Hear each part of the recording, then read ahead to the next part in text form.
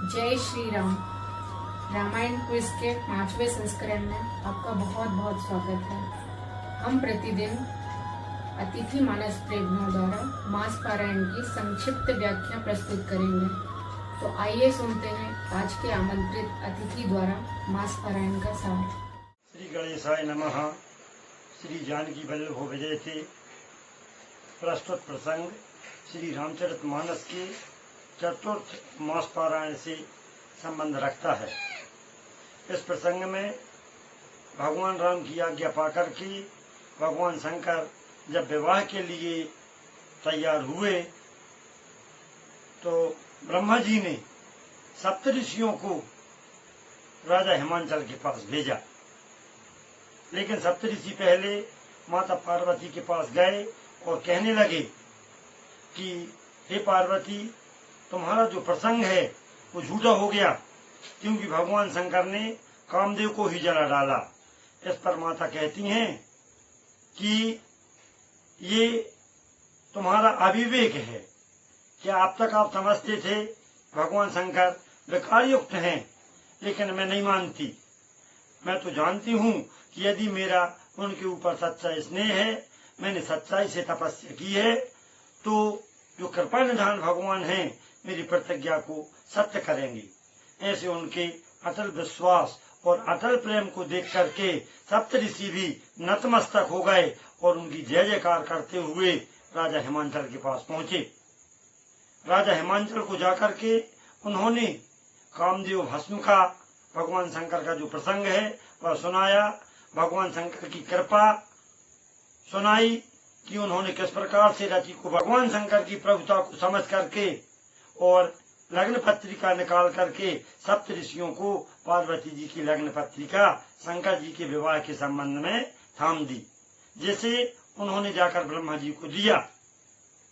ब्रह्मा जी ने जब पत्रिका सुनाई तो कैलाश में स्थित समस्त देवता बड़े प्रसन्न हुए और भगवान शंकर की बारात में जाने की तैयारी करने लगे। सभी देवता अपने अपने वाहन अपनी अपनी समाज को लेकर के बारात में चले।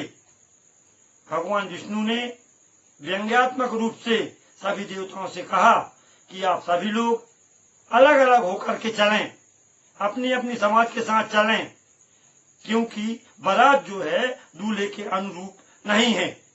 इस भगवान को जब भगवान शंकर ने सुना तो वे भगवान विष्णु के व्यंग्यात्मक वचन सुन करके अपने भृंगी को बजा करके समस्त गणों को बुला लेते हैं।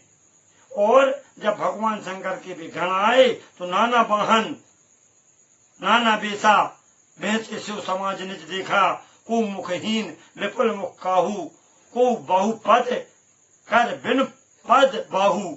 ऐसे भगवान शंकर के अद्भुत बारातियों को देख करके सभी लोग आनंद में मग्न हो जाते हैं।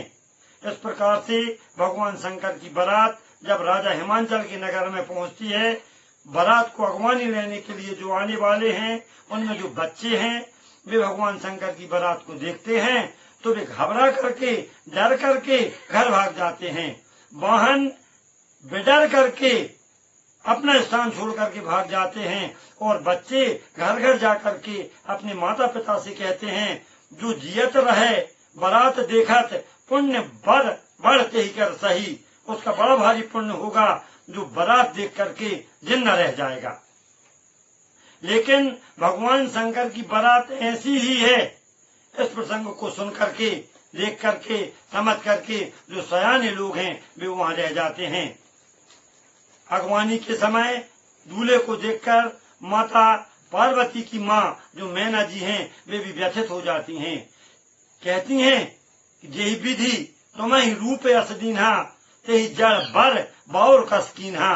उस विधाता ने जिसने तुम्हें इतना सुंदर रूप यौवन दिया है, उसने तुम्हारे पति को बावला क्यों बना दिया। लेकिन कुछ देर बाद सप्तऋषियों के साथ नारद जी आते हैं, उनको समझाते हैं, पार्वती जी के पूर्व जन्म की कथा बताते हैं तो सब लोगों को सांत्वना आ जाती है। इस प्रकार से भगवान शंकर का और माता पार्वती का विवाह संपन्न होता है।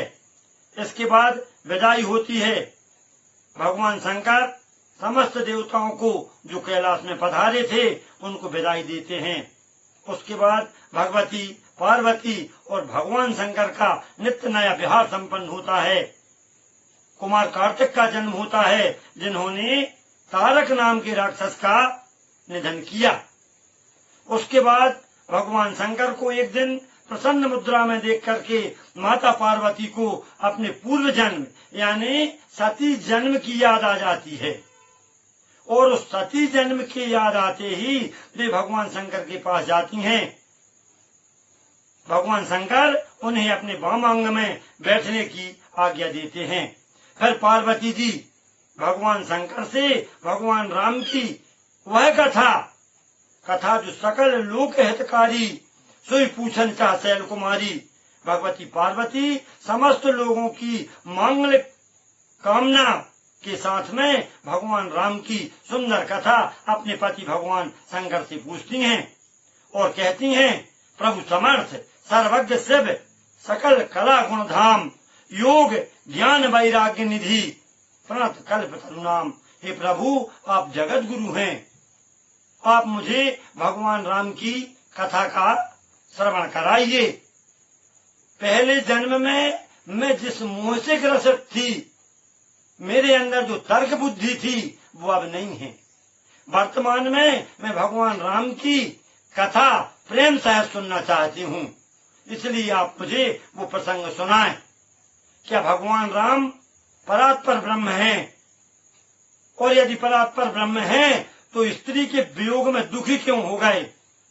इस बात को शंकर जी बड़े प्रसंग और बड़े सुंदर ढंग से पार्वती जी को थोड़ी सी डांट लगाते हुए कहते हैं, और कहते हैं वे कहाँ ही सुनहि अस अधम नर ग्रसे जे मोह पिशाच पाखंडी हरि पद विमुख है जान ही झूठ न साच। ये पार्वती, तुमने जैसी बात की है उस बात को अधम पाखंडी जो मोह रूपी भूत से ग्रसित हैं वे कहते हैं, जिनको झूठ और सच किसी भी प्रकार का ज्ञान नहीं है, भगवान के चरणों से वे विमुख हैं। इस प्रकार से राम जन्म के संबंध में, भगवान राम की कथा के संबंध में भगवान शंकर माता पार्वती से कहते हैं, पुरुष प्रसिद्ध प्रकाश निधि प्रगट परावर नाथ रघुकुल मणि मम स्वामी सोई कैसे बनाए माथ। इस प्रकार से भगवान शंकर पार्वती जी को समझाते हुए कहते हैं कि हे पार्वती, ये जो सारा संसार है ये माया के कारण चलता है, और वो माया उस परात्पर ब्रह्म की कृपा के कारण सत्य लगती है। कैसे? रजत सीप महुभास जिमी यथा भानु कर बारी यद्यपि मरखा त्यों काल महू भ्रम न सके कोई टार। ये पार्वती, जैसे छिपनी के अंदर चांदी की आभास होती है, सूर्य की किरणों में जल का आभास होता है, लेकिन यथार्थ में ये कुछ नहीं है, लेकिन ये भ्रम इतना पक्का जमा हुआ है जिसे कोई टाल भी नहीं सकता। आगे परात्पर ब्रह्म का निरूपण करते हुए भगवान शंकर कहते हैं, बिन पद चले सुने बिन काना कर बिन कर्म करे विधि नाना आनन रहित सकल रस भोगी बिन वाणी वक्ता बड़ जोगी तनु बिन परस नयन बिन देखा ग्राही घ्राण बिन बास अशीषा ऐसी सब भांति अलौकिक करनी महिमा जासु जाई नहीं बरनी। जो ऐसा परात्पर ब्रह्म है वो परात्पर ब्रह्म अपने भक्तों के कल्याण के लिए महाराज दशरथ के पुत्र बनते हैं।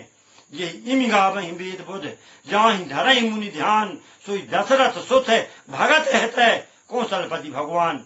हे पार्वती, मैं उन परात्पर ब्रह्म की जो राम रूप में अवतीर्ण हुए हैं उस सुंदर कथा का तुम्हारी इच्छा के अनुसार तुम्हारे प्रेम को देखते हुए निरूपण कर रहा हूँ।